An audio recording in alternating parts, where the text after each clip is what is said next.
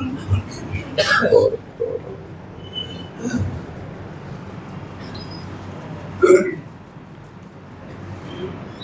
بات محمد وسیل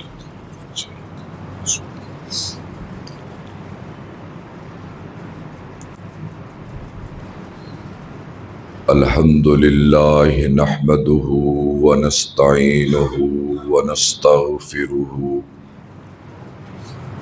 ونؤمن به ونتوکل علیہ ونعوذ باللہ من شرور انفسنا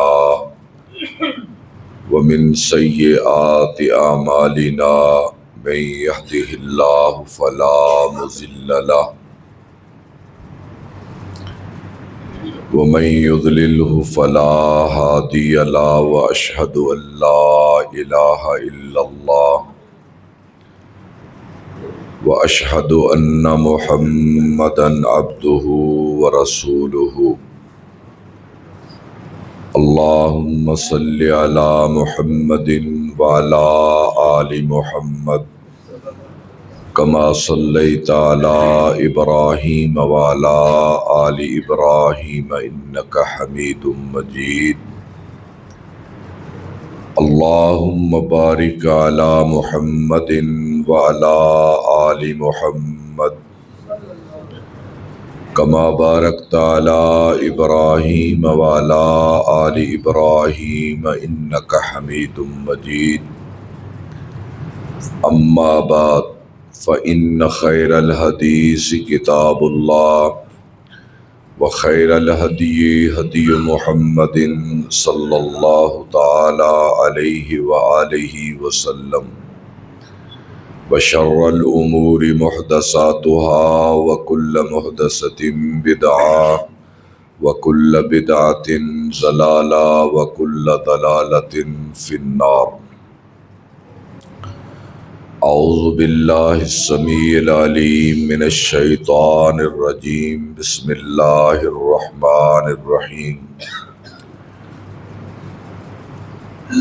وَأَمَّا مَنْ خَافَ مَقَامَ رَبِّهِ وَنَهَى النَّفْسَ عَنِ الْهَوَىٰ فَإِنَّ الْجَنَّةَ هِيَ الْمَأْوَىٰ وَقَالَ اللَّهُ عَلَىٰ مَوْضِعٍ آخَرٍ وَلِمَنْ خَافَ مَقَامَ رَبِّهِ جَنَّتَانِ فَبِأَيِّ آلَاءِ رَبِّكُمَا تُكَذِّبَانِ سبحان ربك رب العزة عما يصفون وسلام على المرسلين والحمد لله رب العالمين آمین اللہ رب العزت کی حمد و ثنا اور رسول اکرم صلی اللہ تعالی علیہ وآلہ وسلم کی مبارک ذات پر درود و سلام کے بعد نہایت ہی واجب الاحترام سامعین و حاضرین کرام، پچھلے خطبہ جمعہ میں نے صحیح بخاری اور صحیح مسلم کی ایک روایت سیدنا ابو ہریرہ رضی اللہ تعالی عنہ ان کے حوالے سے ایک حدیث پڑھی تھی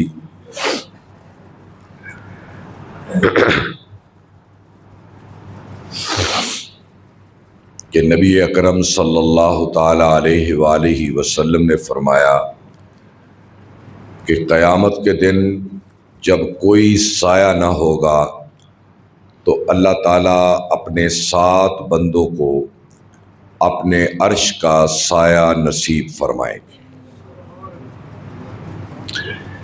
یہ 7 آدمیوں کی فہرست تھی، ان میں سے میں نے 3 لوگوں کا ذکر پچھلے خطبہ میں کیا تھا۔ وقت کے اختصار کی وجہ سے میں ساری فہرست آپ احباب کو سنا نہ سکا تھا۔ پہلے 3 آدمی، ان کو ہم سبق کے طور پر دوبارہ دہراتے ہیں۔ امام عادل، عدل کرنے والا شخص، اس کی تفصیلات میں نے پچھلے خطبہ میں عرض کی تھی. اور دوسرا آدمی وشاب نشأ فی عبادت اللہ، کہ وہ نوجوان جو ہر وقت اپنے خدا کی بندگی میں لگا رہتا تھا. نوجوان آدمی ترجمہ نہیں ہے اس کا، چونکہ نوجوانی میں یہ کام بڑا مشکل ہے. نوجوان جو اللہ کی عبادت میں پلا اور بڑا، نشا بڑا، نشو و نما پائی اس نے.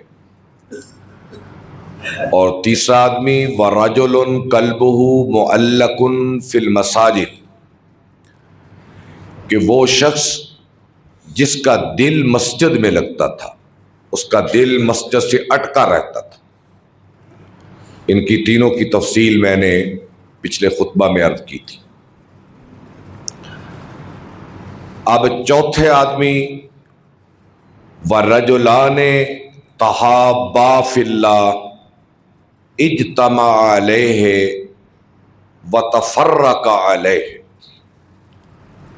وہ دو آدمی جو اللہ کی محبت کی وجہ سے آپس میں ملتے تھے، اکٹھے ہوتے تھے، اور جب اکٹھے ہوتے تھے تو ان دونوں کو جو چیز اکٹھا کرتی تھی وہ اللہ کی محبت تھی. اور جب ان کی مجلس برخاست ہوتی تھی تو وہ بھی اللہ کے لیے ہوتی تھی. یعنی کسی دو آدمیوں کا کہیں جمع ہونا صرف اس لیے ہو کہ اللہ کی محبت میں. اس کا مطلب کیا ہے کہ دنیا کی محبت کے لیے، دنیا کے نفع کے لیے، دنیا کا سامان بنانے اور کمانے کے لیے تو ہر آدمی جمع ہوتا ہے، ہر آدمی میٹنگ کرتا ہے اپنے ساتھیوں کے ساتھ، بھائیوں کے ساتھ، کہ اس کی تجارت کس طرح بڑھے، اس کا کارخانہ کس طرح چلے. لیکن یہ جو دو آدمی ہیں وہ صرف اس لیے جمع ہوتے تھے کہ اللہ کی بات لوگوں تک کیسے پہنچے، اس کے رسول کی بات لوگوں تک کیسے پہنچے، اور وہ دین الہی کو لوگوں کو جمع ہو کر کیسے سنائے. یعنی ان کی فکر جمع ہونے کی دنیا نہیں ہوتی تھی، آخرت ہوتی تھی. اور آج کے اس معاشرے میں ایسے لوگوں کو تلاش کرنا بڑا مشکل ہے. آج تو ہماری دوستیاں بھی نفع کی بنیاد پر ہیں، تعلق بھی دنیا کے نفع کی بنیاد پر ہے، بلکہ رشتے داریاں بھی صرف ایک دوسرے سے دنیا کے نفع کی بنیاد پر ہو رہی. کہ آدمی کوشش کرتا ہے کہ میں اپنے بیٹے کی شادی وہاں کروں یا اپنی بیٹی کی، جو دنیاوی حساب سے بڑا صاحب ثروت ہو، بڑا صاحب مال ہو، صاحب جائیداد ہو. یعنی رشتہ جوڑنا بھی آج مسلمان کا مسلمان کے ساتھ دین، ایمان اور تقوی کی بنیاد پر نہیں ہے. سارے تعلق آج ہمارے دنیا کی نفع کی بنیاد پر ہے. ہم کسی سے آگے بڑھ کر سلام لیتے ہیں تو اس میں بھی ہماری غرض ہوتی ہے. ہم کسی کو کھانا کھلاتے ہیں تو اس میں بھی ہماری کوئی غرض ہوتی ہے. الا ماشاءاللہ، میں سب کی بات نہیں کرتا. اگر ہم کسی سے مسکرا کر ملتے ہیں یا کسی کی خوشامد کرتے ہیں، کسی کا ادب اور احترام کرتے ہیں، تو اس بنیاد پر کہ اس شخص سے کل کلا ہمارا کوئی کام اس کے متعلق ہے، ہم اپنی مشکل اس کو بتائیں گے اور یہ مشکل وقت میں میرے کام آئے گا. آج تعلقات کی بنیاد اور نوعیت صرف یہ باقی رہ گئی. اور میں کسی کو اچھی لگے یا نہ لگے تو میں یہ خوبی تبلیغی جماعت میں دیکھتا. بھائی سیف اللہ صاحب ہمارے بزرگ ہیں، بڑے نیکوکار آدمی ہیں، بڑے دوست ہیں، میرے ساتھ وہ اکثر اختلاف رکھتے ہیں، میرے ساتھ وہ باتوں باتوں میں الجھتے رہتے ہیں، لیکن وہ بہت ہی اللہ کے نیک بندے ہیں، میں ان کا دل سے احترام کرتا ہوں۔ ہر بدھ کے روز وہ یہاں بیٹھتے ہیں اور پورے شہر سے وہ تبلیغی ساتھی جمع ہوتے ہیں اور وہ ایک دوسرے کے لیے کھانے کی چیزیں لے کر آتے ہیں۔ وہ ایک آدمی لاتا ہے، سب کو کھلاتا ہے، اور ان کا جمع ہونا پھر اس بنیاد پر ہوتا ہے کہ بھئی ہم اس محلے کے لوگوں کو نمازی کیسے بنائیں، یہ فکر ہوتی ہے۔ اور ہم جو نمازی ہیں ان کو اوقات پہ نماز پڑھنا اور جماعت کے ساتھ پڑھنے کے لیے فکر مند کیسے بنائیں۔ وہ لوگ جو نماز کے وقت مسجد سے باہر ہیں ان کو مسجد میں کیسے لائیں، اس کے سوا ان کا کوئی ایجنڈا نہیں ہوتا، کوئی کاروباری گفتگو نہیں ہوتی۔ تو میں سمجھتا ہوں کہ اس لحاظ سے یہ لوگ اس دائرے میں آج موجود ہیں۔ اللہ تعالیٰ ان کے اس کام کو قبول فرمائے اور یہ کام اللہ کرے بڑے اور یہ فضا بن جائے۔ تو یہ اور رسول اکرم صلی اللہ علیہ وسلم کا ایک اور بھی فرمان ہے، لا یؤمن احدکم،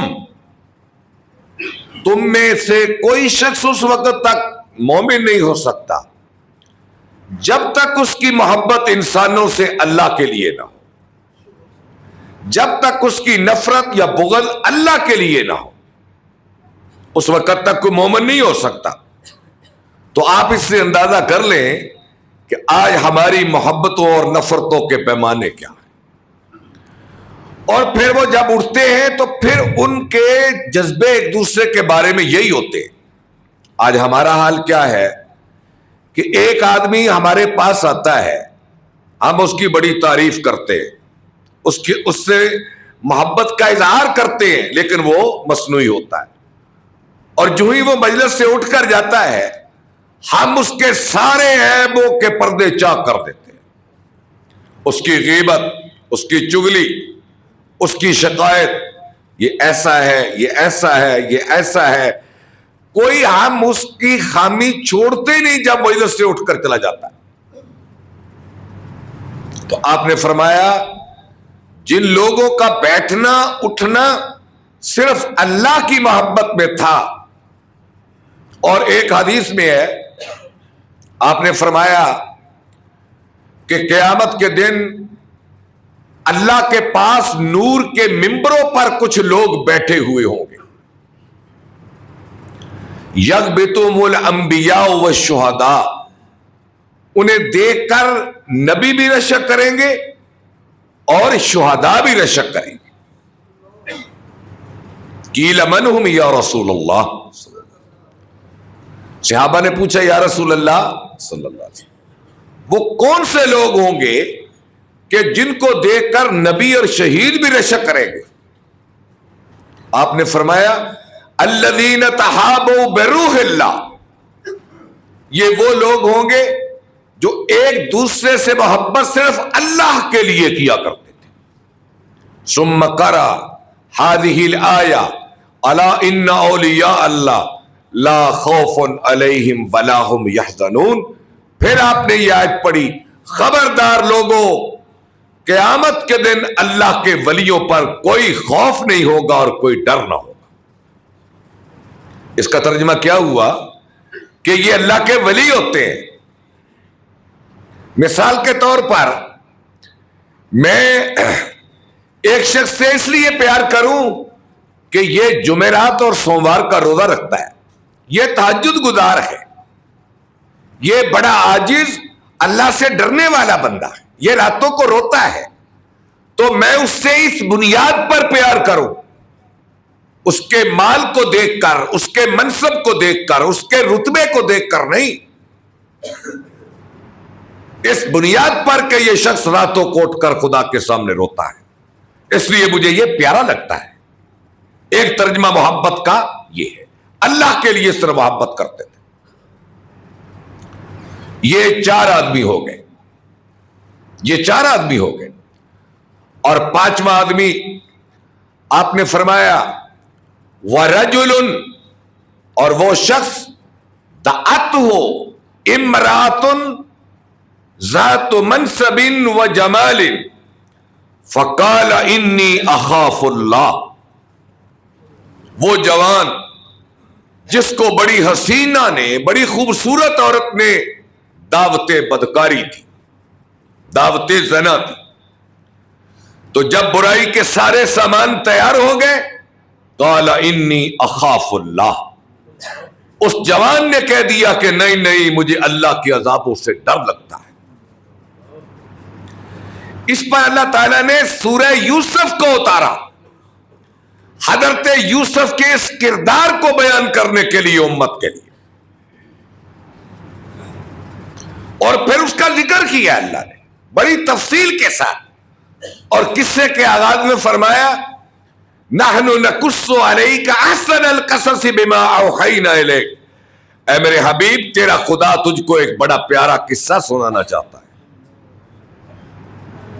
کہ ایک بڑے منصب والی اور بڑے جمال والی، بڑے امیر گھر کی اور بڑے صاحب اختیار شخص کی عورت نے ایک جوان کو اپنی طرف بلایا، قالت حیت لک،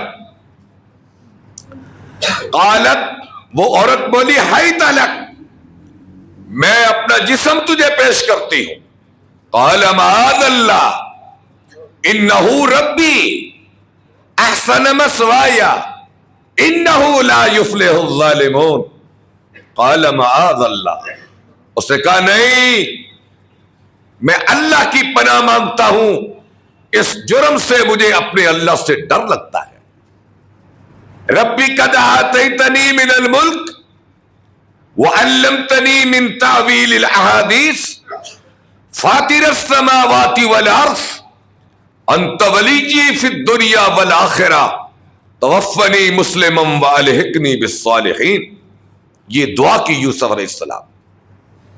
تو خیر یہ ایک لمبا واقعہ ہے، تو یوسفی کردار کو بیان کر کے یہ بات بتائی کہ جو شخص اس موقع پر اپنے کردار کو مضبوط رکھے گا، اب تو نبوت کا دروازہ بند ہے، ہم یوسف کی طرح اسے دنیا میں عزت عطا کریں گے، جیسے ہم نے یوسف کو ظاہری حسن دیا تھا، ہم نے اس کو باطنی حسن سے بھی نوازا تھا، اسی طرح آج اگر کوئی خدا کا خیال رکھے گا تو ہم اس کے ظاہر اور باطن کو دنیا کے سامنے بڑا حسین بنا دیں گے۔ یہ 5 ہو گئے۔ اس کے بعد آپ نے فرمایا چھٹا آدمی جس کو اللہ اپنے عرش کا سایہ عطا کرے گا، وَرَجُلٌ تَصَدَّقَ بِصَدَقَةٍ، جس نے کوئی صدقہ کیا، کوئی خیرات کی، کسی کو کوئی مال دیا، کوئی مدد کی کسی کی، فَأَخْفَاهَا، اور پھر اس خیرات کو اتنا چھپایا، حَتَّى لَا تَعْلَمَ شِمَالُهُ مَا تُنْفِقُ يَمِينُهُ، کہ دائیں سے خرچ کیا اور بائیں کو خبر بھی نہ ہو۔ صدقہ کرنا اور چیز ہے، اس کو اخلاص سے کرنا، چھپا کے کرنا اور چیز۔ یہ بھی بڑا مشکل مقام ہوتا ہے، جب آدمی خیرات کرنے لگتا ہے نا تو شیطان بھاگ کے آتا ہے، دوڑ کے آتا ہے، اور دل میں وسوسہ ڈالتا ہے کہ ذرا دکھا کر دو تاکہ لوگ تمہیں سخی کہیں۔ شیطان فوراً وسوسہ ڈالتا ہے، اور اگر آپ کے دل میں یہ خیال پیدا ہوا تو آپ نے وسوسے کو واپس لٹایا، نہیں نہیں ایسے نہیں کروں گا میں، تو یہ ڈبل صدقہ ہو جاتا ہے۔ شاید میں اپنی بات سمجھا نہیں سکا کہ میں کوئی صدقہ کرنے لگا ہوں، ادھر سے شیطان آیا، اس نے وسوسہ ڈالا کہ ذرا اونچی ہاتھ سے اس کو خیرات کرو تاکہ دیکھنے والے دیکھ لیں کہ یہ بڑا سخی ہے. وسوسہ آیا, لیکن فوری وسوسے کو میں نے یہ کہہ کے واپس کر دیا کہ اعوذ باللہ من الشیطان الرجیم, کہ اے اللہ میں شیطان مردود سے تیری پناہ مانگتا ہوں جس نے میرے دل میں یہ وسوسہ ڈالا ہے. نہیں میں تو اسے چھپا کے ہی کروں گا. اجر 2 گنا ہو جاتا ہے, ایک صدقہ کرنے کا, ایک نفس سے مجاہدہ کرنے کا, نفس کا مقابلہ کرنا, اس کی خواہشات کو روکنا, نفس کی خواہشات پہ عمل کرنا. قرآن اس کو بھی شرک کے زمرے میں لاتا. قرآن مجید کہتا ہے افرائیت من اتخذ الہہ ہوا, اے میرے حبیب تو نے اس شخص کو دیکھا ہے جس نے اپنی خواہش کو اپنا خدا بنا لیا. خواہش بھی ایک درجے پہ خدا بن جاتی ہے کہ میں اپنے اللہ کو راضی کروں یا اپنی خواہش کو پورا کروں, دونوں متصادم ہو جب. اس لیے ریا کو بھی ایک درجے پر شرک کے زمرے میں دکھایا گیا ہے. وہ آپ بڑی مشہور حدیث سنتے ہیں نا, قیامت کے دن 3 آدمیوں کا فیصلہ ہوگا, شہید کا, عالم کا اور سخی کا. اللہ سخی سے کہے گا ہاں بھی کیا لائے؟ یا اللہ میں نے باغ دے دیے, زمینیں دے دی, ہر چیز تیری راہ میں دے دی. اللہ فرمائے گا تو جھوٹ بولتا ہے, تو نے سب کچھ اس لیے دیا تھا کہ لوگ مجھے سخی کہیں. دنیا میں لوگوں نے تجھے سخی کہا, اب خدا سے کیا مانگتا ہے؟ اس لیے اسلام میں اخلاص نیت کا بڑا درجہ ہے. یہ جو اخلاص نیت ہے نا, اس کا بڑا درجہ ہے. اعمال کا جو دار و مدار نیتوں پر ہے.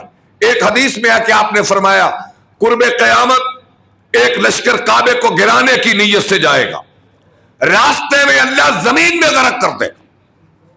حضرت عائشہ گزار ہوئی کہ یا رسول اللہ صلی اللہ علیہ وسلم, ان میں کچھ تاجر بھی ہوں گے جو اتفاق سے اس کارواں کے ساتھ مل گئے, وہ تو کعبے کو گرانے نہیں جائیں گے, یا کوئی راہ گزر مسافر ہوں گے. آپ نے فرمایا عائشہ اللہ غرق سب کو کر دے گا, ثمت یبعثون علی نیاتہم, پھر قیامت کے دن ان کی نیتوں کی بنیاد پر اللہ ان کو جدا جدا کر دے گا. یہ کعبے کو گرانے والے تھے الگ ہو جاؤ, یہ تاجر تھے الگ ہو جاؤ, یہ مسافر تھے الگ ہو جاؤ. اور آج ہمارا حال کیا ہے؟ ہمارے ہاضمے کہہ لو یا ہمارے ظرف کہہ لو اتنے چھوٹے ہو گئے, اتنے چھوٹے ہو گئے کہ اگر ہم مسجد میں پنکھا بھی لگوا دے تو وہ ہم سے ہضم نہیں ہوتا جب تک اس کے نیچے لکھا نہ جائے برائے سال ثواب والد محترم فلاں فلاں فلاں. ہماری مسجد میں تو الحمدللہ ایسا نہیں ہے. میں نے بڑی مسجدوں میں دیکھا ہے, آپ ہسپتال میں جا کے دیکھ لیں, ہر پنکھے کے نیچے لکھا ہوا ہے برائے سال ثواب فلاں. کیا ہو گیا؟ 2-4 ہزار کا پنکھا ہم سے ہضم نہیں ہوتا اللہ کی راہ میں. جب تک تختی نہ لگے ہم مسجد کو دینے کے لیے تیار نہیں, مدرسے کو دینے کے لیے تیار نہیں, کسی شفا خانے کو دینے کے لیے تیار نہیں, کسی فلاحی کام میں دینے کے لیے تیار نہیں, جب تک ہماری تختی نہ لگے, ہمارا نام نہ لکھا جائے. پھر کہاں سے؟ جب نیت اچھی نہ ہوگی تو شہید کی شہادت کو رد کر دیا جائے گا, عالم کے علم کو رد کر دیا جائے گا, اس کی خطابت اور واعظ کو واپس کر دیا جائے گا. شہادت سے بڑا عمل ہے کوئی نہیں. اللہ رب العزت شہید سے یہی کہیں گے نا کہ تو نے اپنی بہادری منوانے کے لیے لڑا تھا, اللہ کے کلمے کی بلندی کے لیے نہیں لڑا تھا. اس لیے میرے بھائیوں اس نیت کو خالص کریں, ایک کھجور کا ٹکڑا دے اللہ اس کو پہاڑ بنا دے گا. نیت کھوٹی ہوئی پہاڑ کو خرچ کرو گے وہ رائی کے برابر بھی نہیں رہے گا. اور ساتواں آدمی, یہ کمال بات ہے, آپ نے فرمایا وَرَجُلٌ ذَكَرَ اللَّهَ خَالِيًا فَفَاضَتْ عَيْنَاهُ. ساتواں آدمی وہ جو تنہائی میں بیٹھا ہوا تھا, اللہ کو یاد کر رہا تھا, پھر اسے موت یاد آ گئی, پھر اسے قبر کی تنہائیاں یاد آ گئی, موت کی تلخیاں یاد آ گئی, حشر کا اٹھنا یاد آ گیا, قیامت کی شرمندگی یاد آ گئی, دوزخ کی بھڑکتی آگ کا تصور آ گیا. ففاضت عیناہ, اس کی آنکھوں سے آنسو بہ گئے, اس کی آنکھوں سے آنسو بہ گئے. ایک حدیث میں میں نے پڑھا ہے کہ آپ نے فرمایا جو اللہ کو یاد کرتے ہوئے اس طرح رو پڑا اس کی آنکھیں بہ گئیں, اس کا دوزخ میں جانا اتنا ہی مشکل ہے جتنا دھوئے ہوئے دودھ کا تھنوں میں واپس جانا مشکل ہے. یہ الفاظ حدیث. آپ دودھ دھو لیں بھینس کا, گائے کا, بکری کا, پھر واپس اس تھن سے آپ واپس نہیں کر سکتے. اللہ کو یاد کر کے رونے والے کا دوزخ میں جانا اتنا ہی مشکل ہے جتنا دھوئے ہوئے دودھ کا تھنوں میں جانا واپس. اور حدیث کا دوسرا ٹکڑا یہ ہے, جس آدمی کے قدموں پہ اللہ کی راہ میں نکلے ہوئے مجاہد کے قدموں پر یا جسم پر مٹی کا غبار پڑ گیا, اس کا جانا دوزخ میں بھی اتنا ہی مشکل ہے. ففاضت عیناہ. لیکن آج دنیا کی محبت نے, دنیا کے پیار نے, زندگی میں جینے میں, اس کے اسباب کو جمع کرنے میں اللہ سے ہم اتنا دور ہو گئے کہ یہ دل پتھر بن گئے. آنکھیں تب روتی ہیں جب دل نرم ہو. جب دل سخت ہو جائے, دنیا کی محبت کا زنگ اس پہ چڑھ جائے اور دل میں نفرتوں کے بیج بوئے ہوئے ہوں, اس دل کے ساتھ آنکھ کبھی رو نہیں سکتی. اللہ سے دعا کریں کہ یا اللہ اس منزل پہ ہمیں لے آ کہ تیری یاد پہ ہماری آنکھیں رونا شروع. آج دیکھ لے بے حسی کتنی ہو چکی ہے, بے حسی کتنی ہمارے اندر. ہمیں کسی چیز پہ دکھ ہوتا ہی نہیں, نہ کسی فرض کو چھوڑنے پر, نہ اپنی ذمہ داری کو ادا نہ کرنے پر, کسی بات پہ کوئی دکھ نہیں ہمیں. ہم بس دیکھ رہے ہیں کہ دولت کیسے بنے, شہرت کیسے ملے گی, دنیا کی جھوٹی عزت کیسے ملے گی, اقتدار کیسے قائم رہے گا, اختیار کیسے قائم رہے گا. میں اور مثالیں نہیں دیتا.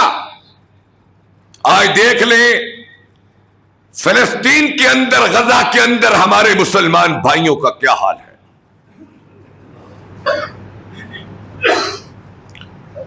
قسم ہے رب کعبہ کی عزت کی, ان بیچاروں کی چیخیں سنی نہیں جاتی, ان بچوں کے چیتھڑے اور ٹکڑے جو فضاؤں میں اڑ رہے ہیں آنکھیں دیکھ نہیں سکتی. لیکن اس کے باوجود دیکھیں بے حسی کتنی ہے.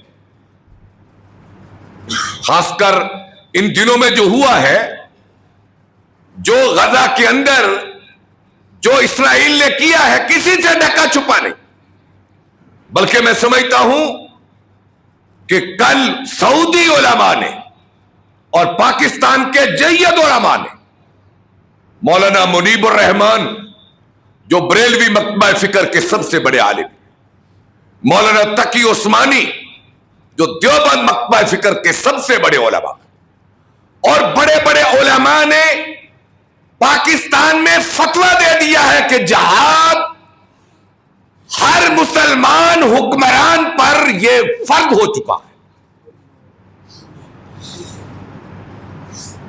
اور سب سے پہلے مسلمان حکمران پر اب جب کہ باقاعدہ حد بندیاں ہو چکی ہیں، ریاستوں کے نقشے بن چکے ہیں، اب تو جہاد حکومت کرے گی نا، حکومت سے مراد فوج کرے گی۔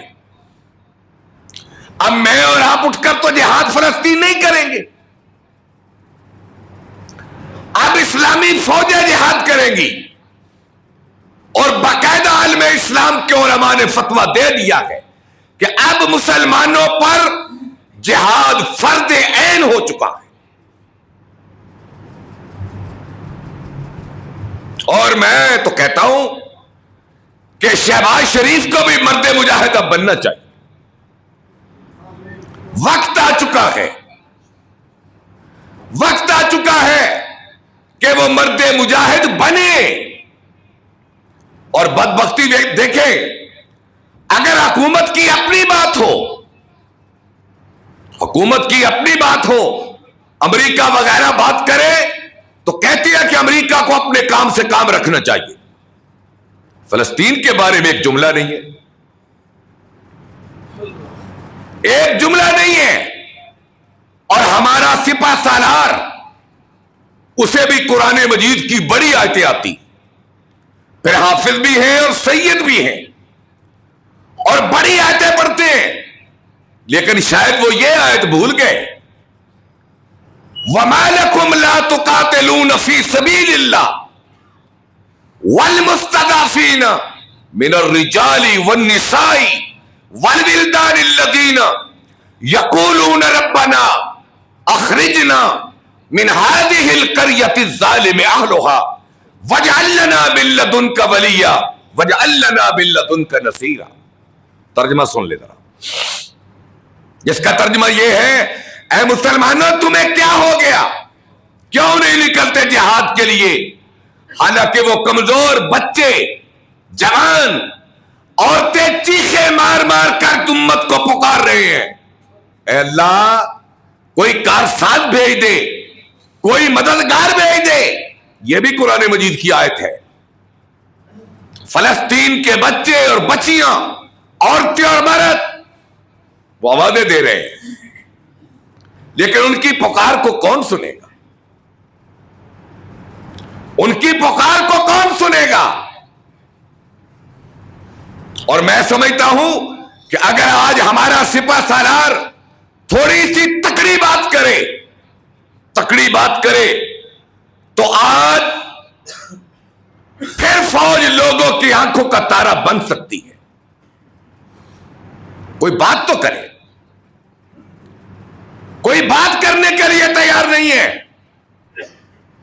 ہم یہ نہیں کہتے کہ ایٹم بم چلا دو، کوئی بات تو کرے، کوئی منہ سے تو بولے، کوئی زبان تو کھولے۔ زبانوں کو تالے لگ گئے صرف اس لیے کہ اگر کوئی بات کر لی تو اقتدار چلا جائے گا، سپہ سالاری چلی جائے گی، معیشت کو یہ ہو جائے گا، اور دیکھو یہ تو ہوگا۔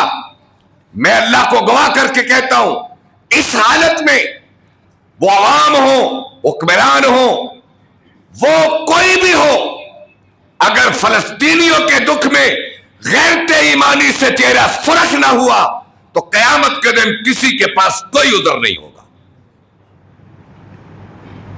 کوئی بہانہ نہیں ہوگا۔ اور حالت یہ ہے کہ پرسوں امریکی صدر کہہ رہا ہے کہ اسرائیل کی قیادت میں ہم ایران کے جوہری منصوبے پر بم برسائیں گے۔ وہ کیوں جی؟ کہیں ایٹم نہ بنا لے۔ اور دیکھو جس نے ایٹم چلائے جاپانیوں پر، جس کے اثرات آج تک موجود ہے جاپان میں، وہ کہتا ہے کہ میں کسی کو ایٹم بم نہیں بنانے دوں گا۔ کیا حد ہے؟ طاقت کا توازن دنیا میں بگڑا تو یہ حالات پیدا ہو۔ اس لیے میرے بھائیوں، دامے درمے قدمے سخنے، ہم اپنی فوج کے ساتھ ہیں، ہم اپنی حکومت کے ساتھ ہیں۔ وہ ذرا بات تو کرے، مسجد یحییٰ کے لوگ اٹھ کر تو جا کر فلسطین میں جنگ نہیں نہ لڑیں گے، جنگ تو فوج لڑے گی، جن کے لیے سارا خزانہ خالی کر دیا جاتا ہے، جن کے لیے پورا ملک بجٹ بنا کے دے دیا جاتا ہے، وہ بھی تو کچھ کہے، کچھ تو کہے، اور ایرانیوں کا مثال سمجھیں کیا بگڑ گیا ان کا۔ غیرت ایمانی بھی کوئی چیز ہے۔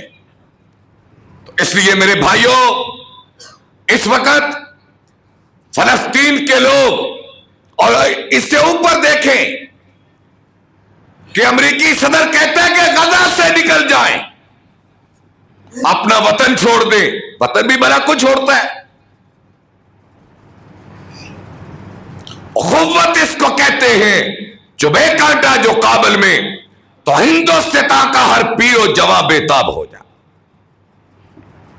ایک ہو مسلم، ایک ہو مسلم، حرم کی پاسبانی کے لیے نیل کے ساحل سے لے کر تابخا کے کاشغر۔